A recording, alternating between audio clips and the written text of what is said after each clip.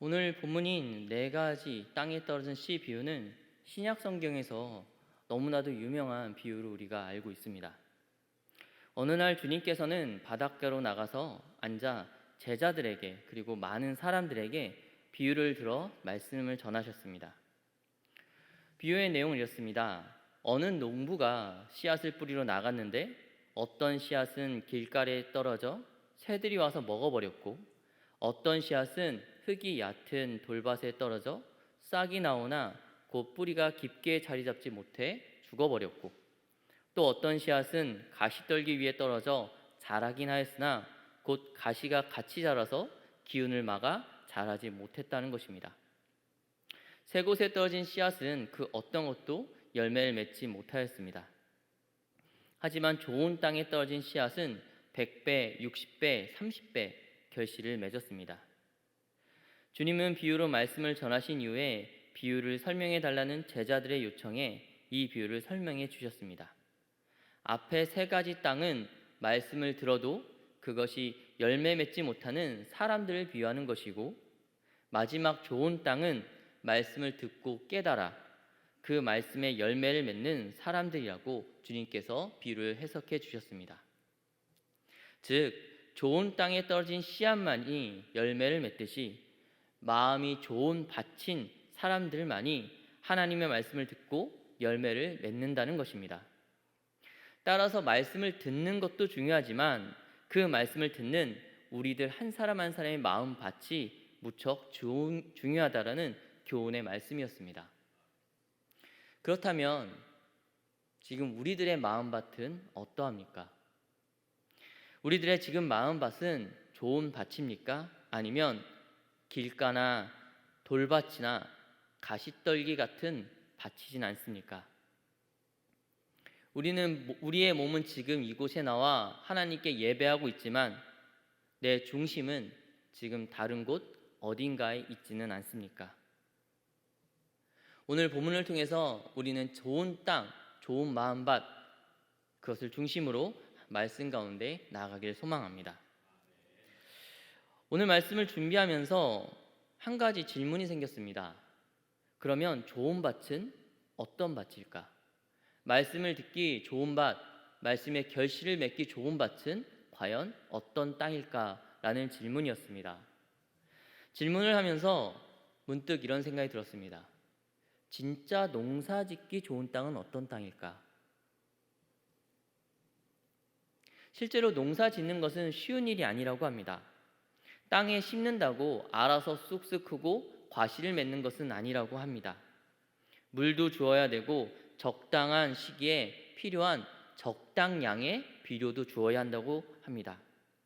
해충을 막아주는 약을 주기도 해야 하고 가지치기도 해야 합니다. 또 가장 처음에 가장 중요한 것은 처음 씨를 뿌리기 전에 무엇인가 파종하기 전에 그 땅을 좋은 땅으로 만드는 것이란 것입니다.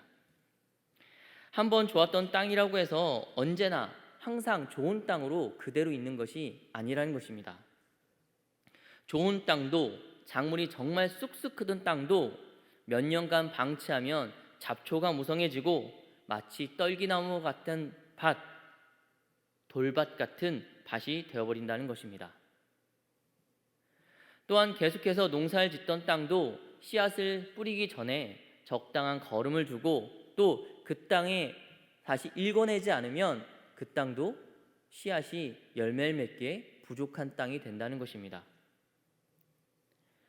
그래서 무엇인가 심기 전에는 반드시 땅의 잡초도 골라줘야 되고 땅의 돌들도 골라내고 흙을 뒤집고 땅에 비료를 주어 그 땅이 다시금 농사를 짓기에 좋은 옥토로 만들고 씨앗을 뿌려야 된다는 사실입니다.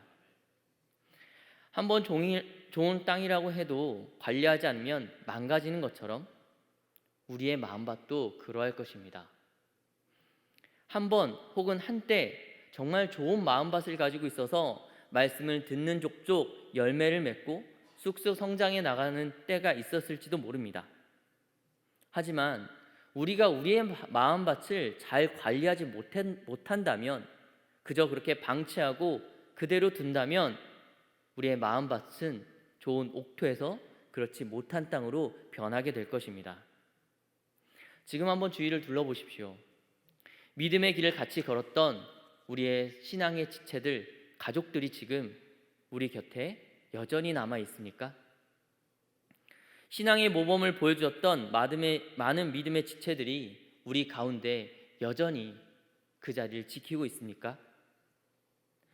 한때 좋은 마음밭을 가지고 있었지만 지금은 길가의 땅이 되고 돌밭이 되고 가시떨기가 있는 땅이 되어 교회를 떠나버린 안타까운 우리의 형제 자매들이 우리 가운데 기억나고 있지는 않습니까? 만약 그렇다면 우리도 그들과 같이 되지 않기 위해서 우리의 마음밭이 좋은 옥토를 유지하기 위해서 우리는 노력해야 합니다. 그리고 또 노력해야 합니다. 그러면 어떻게 해야 우리의 마음밭이 좋은 옥토로 계속해서 유지될 수 있을까요? 우리의 마음밭이 어떻게 해야 좋은 옥토로 계속해서 유지되어 말씀을 듣는 대로 뿌리를 내리고 좋은 결실을 맺는 그런 귀한 일들이 우리의 삶 가운데 일어날 수 있을까요? 첫 번째는 계속해서 사용해야 합니다. 사용하지 않는 땅은 금방 망가져 버립니다.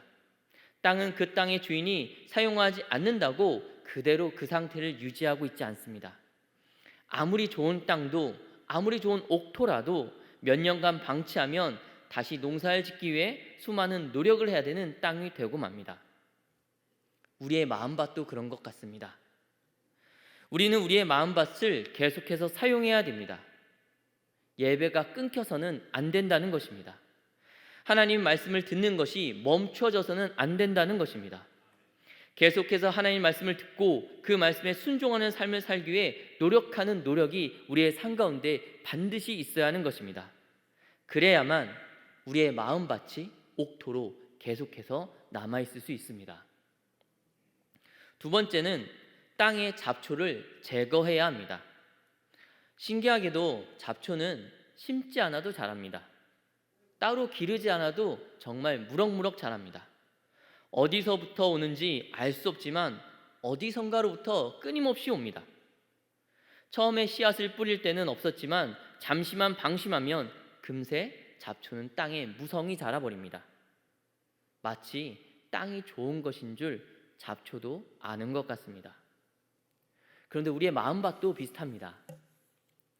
우리가 잠시만 기도를 멈추고 우리의 마음을 정결히 하고자 하는 그 마음을 멈춘다면, 그 노력을 멈춘다면 우리의 마음밭에 수많은 잡초들이 자라나기 시작합니다.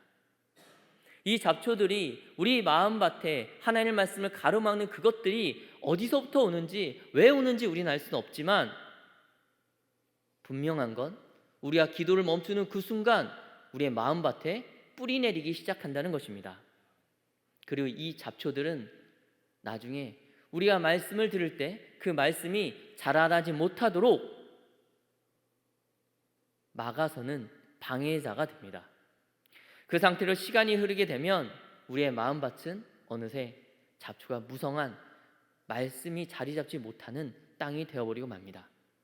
그렇다면 어떻게 해야 될까요?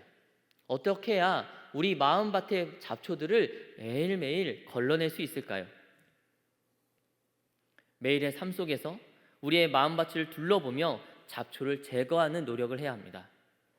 바로 늘 깨어 기도함으로 우리의 마음을 지켜야 하는 것입니다. 물론 이것은 쉬운 것이 아닙니다. 때로는 귀찮을 정도로 힘든 일입니다. 더구나 이 일은 며칠 하지 않는다고 티가 나지 않습니다. 기도를 하루 이틀 건너뛴다고 내 삶이 급격하게 변하지 않습니다. 그래서 때때로 잡초가 자라는 것을 방치하는 게 되는 것처럼 우리의 마음밭도 그렇게 방치하는 때가 있습니다. 그런데 그렇게 방치하게 되면 어느 순간에는 마음밭을 다 갈아야 할 정도로 우리 마음밭에 잡초가 무성해지게 될 것입니다. 흔히들 농작물들은 농부의 발소리를 들으며 자란다고 합니다. 사랑하는 성도 여러분, 우리의 마음밭의 말씀도 같습니다. 우리가 하나님께 기도하는 그 기도의 소리를 듣고 우리의 마음밭이 강건해지며 깨끗해져서 하나님의 말씀이 자라나게 되는 것입니다. 매일의 삶 가운데서 정결함으로, 기도함으로 잡초를 걸러내 옥토를 유지하시는 귀한 성도님들 되시기를 간절히 소망합니다. 세 번째는 땅의 시기에 따라 좋은 거름을 주어야 한다는 것입니다. 하나의 작물이 자라나는 데는 많은 에너지가 필요합니다. 경우에 따라서는 좋은 땅도 그 땅이 가진 모든 힘을 다 소모해버려서 아무것도 키울 수 없는 부족한 땅이 되기도 합니다. 그럴 때 지혜로운 농부는 그 땅에 다시금 소생할 수 있도록 거름을 주고 땅을 섞어줍니다. 그리고 때로는 좋은 약을 주기도 하죠. 그렇게 농부는 땅이 새로운 생명을 키워낼 수 있도록 땅을 돌봅니다. 그래야만 땅이 좋은 땅으로 유지될 수 있기 때문입니다. 우리의 마음도 이와 같습니다. 처음 하나님을 경험하고 주님의 사랑을 알게 되면 우리의 마음은 너무 뜨거움으로 가득 찹니다. 성령께서 나를 주장하시는 게 느껴질 정도로 나의 마음은 뜨겁습니다. 그 사랑이 절대 식을 것 같지 않습니다. 하나님의 말씀을 듣는 것이 너무나도 즐겁고 기쁘며 내 입술에선 찬양이 흘러나오고 감사와 기도가 계속해서 이어집니다. 하지만 정말 안타까운 것은 이 뜨거움이 영원히 유지되지는 않는다는 것입니다. 이 모든 뜨거움은 곧 식어버립니다. 너무 차갑게 말이죠. 그리고 그것이 그리 길지 않습니다. 마치 좋은 땅의 양분이 모두 소진된 것처럼 우리의 마음밭도 곧 소진되어 그 힘을 잃어버리게 됩니다. 말씀의 갈급함도 사라지고 말씀의 열매 맺힘도 사라집니다. 그렇게 우리의 마음밭은 황폐하게 됩니다. 그렇다면 어떻게 해야 될까요? 계속해서 열매를 맺고 뜨겁게 찬양하고 싶고 말씀을 사모하고 갈급하며 나아가고 싶은데 그러면 어떻게 해야 될까요? 마음밭에 좋은 거름을 주어야 합니다. 마음밭이 계속해서 힘을 가질 수 있도록 좋은 영양분을 계속해서 주어야 합니다. 그래야만 그 밭을 통하여 좋은 열매들이 맺힐 수 있게 되는 것입니다. 그렇다면 신앙에서 좋은 거름이란 무엇이겠습니까? 말씀입니다. 신기하게도 정말 놀랍게도 말씀이 잘 자라나는 마음밭을 갖기 위해서 우리는 말씀을 지켜내야 합니다.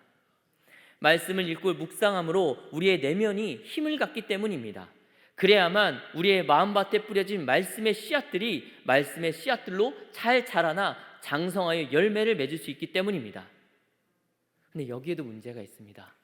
바로 이것이 쉽지 않다는 것이죠. 좋은 땅을 유지하는 비결은 간단합니다. 명료합니다. 끊임없이 예배하며 순종하는 삶을 살기 위해 노력함으로 마음밭을 계속해서 사용하고 기도함으로 우리의 마음밭의 잡초를 제거하며 말씀으로 우리의 마음밭을 끊임없이 힘과 능력이 주는 그런 것으로 만드는 것입니다. 말로는 너무 쉽지요. 하지만 힘듭니다. 그래서 실패하는 성도님들이 많이 있습니다. 믿음에서 벗어나는 지체들도 때때로 우리 눈에 보이기도 합니다. 그 누구도 혼자서 이 일을 감당하지 못합니다. 그럼 어떻게 해야 할까요? 어차피 안 되니 포기하고 말씀을 버려야 할까요? 어차피 내가 할 수 없는 일이라면 빨리 포기하는 게 나을까요? 아닙니다.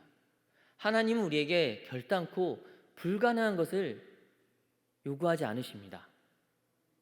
우리에게 이것이 필요하다면 동시에 하나님은 우리에게 이것을 이룰 수 있는 방법을 분명히 허락하셨을 것입니다.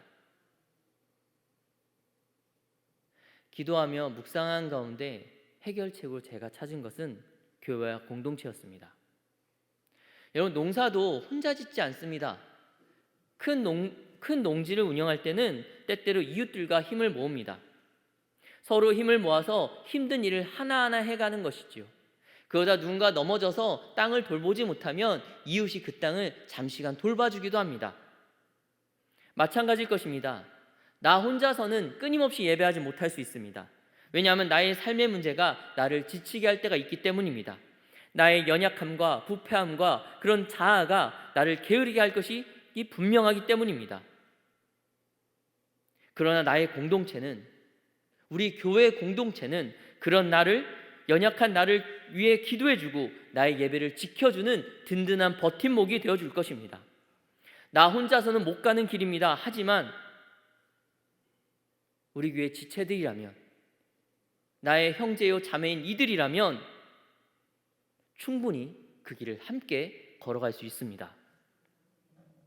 또한 우리는 혼자서 기도하는 삶을 살아가지 못합니다. 그러나 함께 기도한다면 우리는 언제나 기도하는 삶을 살아갈 수 있습니다. 홀로 새벽에 늘 깨어 기도하는 것은 정말이지 힘든 일입니다. 그러나 새벽에 나와 함께 기도할 수 있는 사람들이 있다면, 같이 그 자리를 지켜줄 수 있는 누군가가 있다면 할 수 있습니다. 홀로 한 주에 한 번 눈물로 뜨겁게 기도하는 것 힘들 수 있습니다. 눈물이 마를 수도 있지요. 지칠 수도 있습니다. 하지만 한 주에 한 번 금요일에 모여 찬양하며 뜨겁게 중보하며 그 기도 가운데 내가 있을 수만 있다면 우리는 뜨겁게 기도하는 그것을 해낼 수 있습니다. 더군다나 교회는 내가 지쳐서 힘들어 기도할 수 없을 때, 쓰러져 넘어져 있을 때, 나 혼자 힘으로 하나님을 부르짖을 수 없을 그때 나를 위해 기도해 줄 동역자들이 있는 곳입니다. 부족한 나를 위해 중보해 줄 것입니다. 너무나 지치고 힘들어 기도할 힘이 없을 때 나를 위해 기도해 줄 수 있는 이 공동체를 기억하실 수 있기를 바랍니다. 마지막으로 말씀을 혼자 묵상하는 것 역시 쉽지 않은 일입니다. 하지만 우리에게 믿음의 공동체가 있습니다. 함께 모여 말씀을 묵상하고 나누며 그 은혜를 나눌 공동체가 있습니다. 그렇게 그 공동체에서 묵상함으로 우리는 삶의 중심에 말씀을 놓고 살아갈 수 있게 되는 것입니다. 사랑하는 성도 여러분, 좋은 땅은 많은 결실을 맺게 합니다. 하지만 관리하지 않는다면, 노력하지 않는다면 좋은 땅도 한순간에 돌밭이 되거나 길가의 땅이 되거나 가시덤불의 땅이 될 수 있습니다. 우리가 교회 안에서 거룩한 믿음의 공동체 안에서 하나가 되어 서로 연합함으로 그 길을 나아간다면 우리의 마음밭은 언제나 말씀이 맺힐 수 있는 좋은 밭으로 남아있을 것입니다. 이 거룩한 주님의 몸된 교회 공동체 안에서 함께 그 마음밭을 옥토로 잘 유지하며 많은 결실을 맺는 거룩한 주님의 자녀들이 되시기를 간절히 소망합니다.